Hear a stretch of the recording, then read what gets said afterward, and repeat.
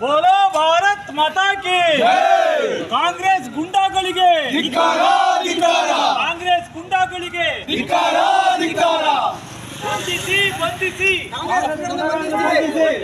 ಬಂಧಿಸಿ ಗುಂಡಾಗಳನ್ನು ಬಂಧಿಸಿ ಬಂಧಿಸಿ ಬಂಧಿಸಿ ಬಂಧಿಸಿ बोलो भारत माता की ಮುಗ್ಧರನ್ನು ಹಿಂಸಿಸುತ್ತಿರುವ ಕಾಂಗ್ರೆಸ್ ಗುಂಡಾಗಳಿಗೆ ಕಾಂಗ್ರೆಸ್ ಗುಂಡಾಗಳಿಗೆ ಭಾರತ್ ಮಾತಾ ಕಿ ಬಿಜೆಪಿ ಯುವ ಮೋರ್ಚಾ ನಿತಿನ್ ಅವರ ಮೇಲೆ ಹಲ್ಲೆ ಮಾಡಿದ ಕಾಂಗ್ರೆಸ್ ಗುಂಡಾಗಳಿಗೆ बोलो भारत माता की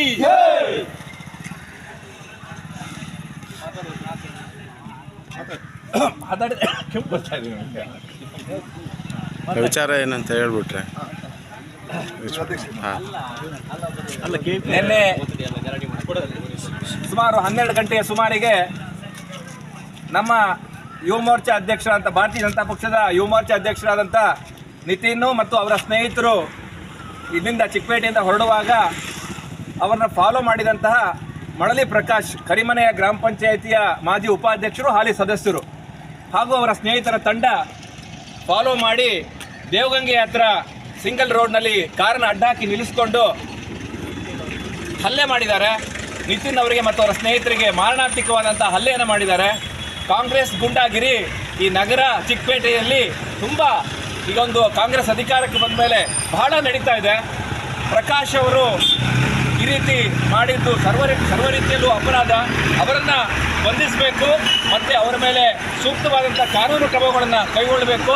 ಅವ್ರ ಜೊತೆ ಯಾರ್ಯಾರಿದ್ರು ಅವರೆಲ್ಲರನ್ನ ಬಂಧಿಸಿ ನಿತಿನ್ ಅವರಿಗೆ ನ್ಯಾಯವನ್ನು ಒದಗಿಸ್ಕೊಡ್ಬೇಕು. ಯಾಕೆಂದರೆ ನಿತಿನ್ ಒಬ್ಬ ಸಾಮಾಜಿಕ ಕಾರ್ಯಕರ್ತ ಮತ್ತು ಅವನು ಯಾವುದೇ ತಂಟೆ ಕೂಡ ಹೋಗಿಲ್ಲ.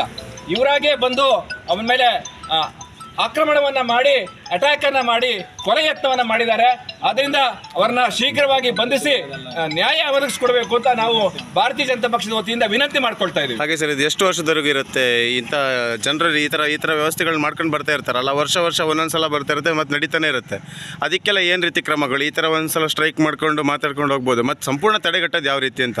ಈಗ ಸರ್ಕಾರ ಕಾಂಗ್ರೆಸ್ ಸರ್ಕಾರ ಇದೆ, ಅವರ ಗುಂಡಾಗಳ ಜಾಸ್ತಿ ಆಗಿದೆ. ನಮ್ಮದೇ ಹೋಮ್ ಮಿನಿಸ್ಟರ್ ಇದ್ರು, ಅವತ್ತು ಯಾವತ್ತೂ ಗುಂಡಾಗಳು ಇಲ್ಲೆಲ್ಲೂ ನಡೀಲಿಲ್ಲ. ಚಿಕ್ಕಪೇಟೆಲ್ಲಾಗಲಿ ನಗರದಲ್ಲಾಗಲಿ ಎಲ್ಲೂ ಕೂಡ ಈ ಥರದ ವರ್ತನೆಗಳು ದೌರ್ಜನ್ಯ ಎಲ್ಲೂ ನಡೀಲಿಲ್ಲ. ಮತ್ತು ಭಾರತೀಯ ಜನತಾ ಪಕ್ಷ ಅಧಿಕಾರದಲ್ಲಿದ್ದ ನಮ್ಮವ್ರು ಯಾರೂ ದೌರ್ಜನ್ಯನೂ ಮಾಡಲಿಲ್ಲ. ಇವತ್ತು ಅವ್ರು ದೌರ್ಜನ್ಯ ಮಾಡ್ತಿದ್ದಾರೆ ಕಾಂಗ್ರೆಸ್ನವರು. ಅದನ್ನು ಕಾಂಗ್ರೆಸ್ನವರೇ ಖಂಡಿಸ್ಬೇಕು ಅದನ್ನು. ಯಾಕೆಂದರೆ ನ್ಯಾಯ ಅನ್ನೋದು ಎಲ್ಲರಿಗೂ ಕೂಡ ಒಂದೇ. ಅವರು ಯಾರು ಇದನ್ನು ಮಾಡ್ತೀವಿ ಅನ್ನೋದು ಖಂಡಿಸಬೇಕು. ಇವತ್ತು ಮಾಸ್ತಿಕಟ್ಟೆ ಸುಬ್ರಹ್ಮಣ್ಯ ಅವರು ಕೂಡ ಬೆಂಬಲವಾಗಿ ನಿಂತಿದ್ದಾರೆ ಅವ್ರ ಜೊತೆಗೆ. ಅವರೊಬ್ಬ ರಾಜಕಾರಣಿಯಾಗಿ ಕೆಲಸ ಮಾಡ್ತಿರ್ತಕ್ಕಂಥವ್ರು. ಅವರು ಇದನ್ನು ಖಂಡಿಸಬೇಕು, ಇದನ್ನು ಪ್ರೋತ್ಸಾಹಿಸಬಾರ್ದು. ಇದನ್ನು ಹೇಗೆ ಬಗೆಹರಿಸಬೇಕು ಅನ್ನೋದನ್ನು ಅವ್ರು ಯೋಚನೆ ಮಾಡಬೇಕು ಅವರು. ಹಾಗೆ ಇದು ಪ್ರತಿಭಟನೆ ಎಲ್ಲಿವರೆಗೂ ನಡೆಯುತ್ತೆ ಅಂತ? ಇದು ನ್ಯಾಯ ಸಿಗಲಿವರೆಗೂ ಪ್ರತಿಭಟನೆ ನಡೀತೀವಿ. ಇವತ್ತು ನಾವು ಸ್ಟೇಷನಲ್ಲಿ ಹೇಳಿ ಬಂದಿದ್ದೀವಿ, FIR ಮಾಡ್ತೀವಿ, ನ್ಯಾಯ ಕೊಡ್ತೀವಿ ಅಂತ ಹೇಳಿದ್ದಾರೆ. ನ್ಯಾಯ ಕೊಡಲಿಲ್ಲ ಅಂದರೆ ಸ್ಟೇಷನಲ್ಲಿ ಇವತ್ತು ನಮ್ಮ ಶಾಸಕರಿಗೆ ಜ್ಞಾನೇಂದ್ರರಿಗೆ ಕೂಡ ಹೇಳಿದ್ದೀವಿ, ನೀವು ಬರಬೇಕು, ನಿಮ್ಮ ನೇತೃತ್ವದಲ್ಲೇ ಸ್ಟ್ರೈಕ್ ಮಾಡ್ತೀವಿ ಅಂತ ಕೂಡ ಹೇಳಿದ್ದೀವಿ. ಸೊ ಈಗ ನೆಕ್ಸ್ಟ್ ನಿಮ್ಮೊಟ್ಟಿಗೆ ಸೇರುವಂಥ ಕಾರ್ಯಕರ್ತರು ಏನಾದ್ರು ನಿರ್ಭಯವಾಗಿರ್ಬೋದಾ? ಖಂಡಿತವಾಗ್ಲೂ ಈ ರೀತಿ ಘಟನೆಗಳು ಪದೇ ನಡೀತಾ ಇದ್ರೆ ಕಾರ್ಯಕರ್ತರಲ್ಲಿ ಎಲ್ಲ ಒಂದು ರೀತಿ ಮನಸ್ಸಲ್ಲಿ ಭಯ ಇರುತ್ತೆ. ಎಲ್ಲ ಪ್ರತಿಯೊಂದು ವಿಚಾರದಲ್ಲಿ ಗುರಿ ಆಗ್ತೀವ ಅಥವಾ ಇದಕ್ಕೆ ಏನು ಮಾಡಬೇಕು ಅನ್ನೋದು. ಇಲ್ಲ, ಇದಕ್ಕೆ ನ್ಯಾಯ ಒದಗಿಸುವಂಥ ಕೆಲಸ ಆಗುತ್ತೆ. ನಮ್ಮ ಕಡೆಯಿಂದ ಕೂಡ ಅದಕ್ಕೆ ಏನು ನ್ಯಾಯ ಒದಗಿಸ್ಬೇಕು ಆ ಕೆಲಸ ಪಕ್ಷದ ಕಡೆಯಿಂದ ಕೂಡ ಏನಾಗಬೇಕು ಅದನ್ನು ಮಾಡ್ತೀವಿ ನಾವು.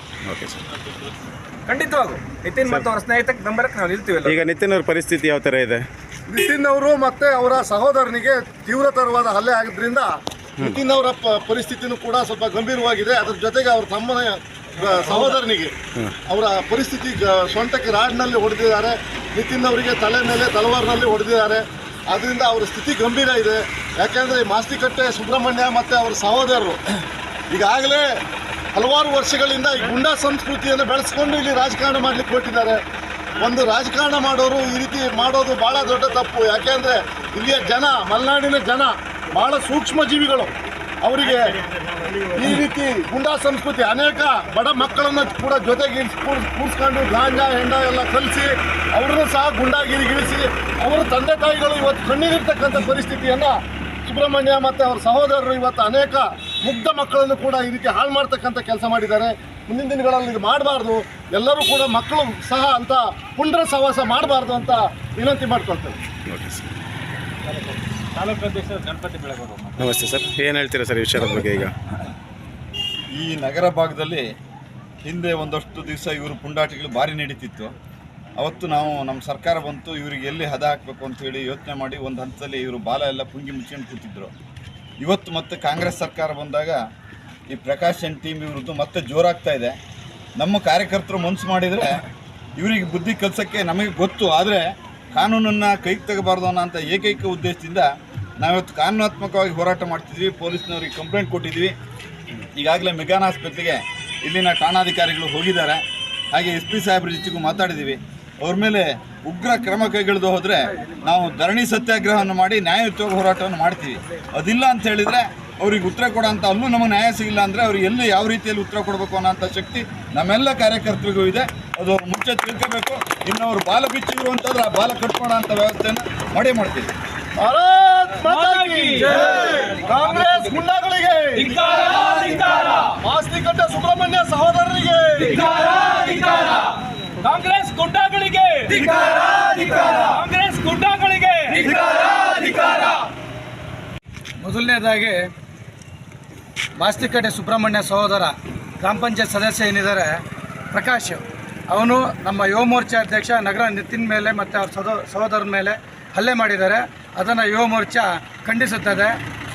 ಈ ಕಾಂಗ್ರೆಸ್ ಮನಸ್ಥಿತಿ ಹೇಗಿದೆ ಅಂದರೆ, ಹಿಂದೆ ಒಂದು ಗಾದೆ ಇತ್ತು, ಕಾಂಗ್ರೆಸ್ಸು ಅಧಿಕಾರದಲ್ಲಿದ್ದಾಗಿಂತ ಅಧಿಕಾರ ಕಳ್ಕೊಂಡ್ರೆ ಭಾಳ ಅಪಾಯ ಅಂತ.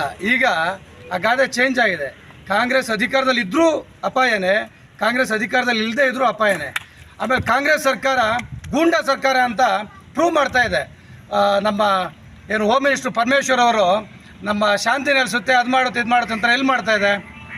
ಆಮೇಲೆ ಇಲ್ಲಿನ ಸ್ಥಳೀಯ ಶಿವಮೊಗ್ಗ ಜಿಲ್ಲಾ ಉಸ್ತುವಾರಿ ಮಂತ್ರಿಗಳು ಅದನ್ನು ಗಮನಿಸಬೇಕು. ಅದೇ ರೀತಿ ಮಾಸ್ತಿಕಟ್ಟೆ ಸುಬ್ರಹ್ಮಣ್ಯ ಮತ್ತು ಅವನ ಸಹೋದರ ಪ್ರಕಾಶ್ ಅವರ ಪುಂಡಾಟಿಕೆ ಜಾಸ್ತಿ ಆಗ್ತಾಯಿದೆ. ಅವರ ಪುಂಡಾಟಿಕೆಗೆ ಕಡಿವಾಣ ಹಾಕಬೇಕು. ಅವರ ಪಕ್ಷದ ಹಿರಿಯ ಮುಖಂಡರುಗಳು ಕಡಿವಾಣ ಹಾಕಬೇಕು ಅಂತ ಹೇಳ್ತೀನಿ, ಆಗ್ರಹಿಸ್ತೀವಿ ನಾವು. ಇಲ್ಲ ಅಂದರೆ ಅವರದೇ ರೀತಿಯಲ್ಲಿ ಅವರದೇ ಶೈಲಿಯಲ್ಲಿ ಯುವ ಮೋರ್ಚಾ ಉತ್ತರ ಕೊಡೋಕ್ಕೆ ಗೊತ್ತಿದೆ. ಆದರೆ ಅದು ಬೇಡ ಅಂತ ನಮ್ಮ ಹಿರಿಯರು ಬೇಡ ಅಂತ ಹೇಳಿದ್ದಾರೆ. ಅದಕ್ಕೋಸ್ಕರ ಯುವ ಮೋರ್ಚಾ ಸುಮ್ಮನೆ ಇದೆ. ಯುವ ಮೋರ್ಚಾ ಯಾವತ್ತೂ ಸುಮ್ಮನೆ ಕೂರಲ್ಲ, ಇದ್ರ ವಿರುದ್ಧ ಹೋರಾಟ ಮಾಡುತ್ತೆ. ಅದೇ ರೀತಿ ಈಗ ಹಾಕಿಲ್ಲ ಅಂದರೆ ಪೊಲೀಸ್ ಇಲಾಖೆ ಕೂಡ ರಾತ್ರಿ ಹಲ್ಲೆ ನಡೆದಿದ್ದು FIR ಹಾಕಿಲ್ಲ. ಇಮ್ಮಿಡಿಯೇಟಾಗಿ FIR ಹಾಕಬೇಕು ಅಂತ ನಾವು ಒತ್ತಾಯಿಸ್ತಾ ಇದ್ದೇವೆ. ಬಂಧಿಸಬೇಕು. ಸುಬ್ರಹ್ಮಣ್ಯ ತಮ್ಮ ಪ್ರಕಾಶ್ ಮತ್ತು ಅವನ ಸಹಚರನ್ನ ಬಂಧಿಸಬೇಕು ಅಂತೇಳಿ ಯುವ ಮೋರ್ಚಾ ಆಗ್ರಹಿಸುತ್ತೆ. ಭಾರತ್ ಮಾತಾ ಕಿ ಜೈ. ಭಾರತ್ ಮಾತಾ ಕಿ ಜೈ. ಕಾಂಗ್ರೆಸ್ ಗೂಂಡಾಗಳಿಗೆ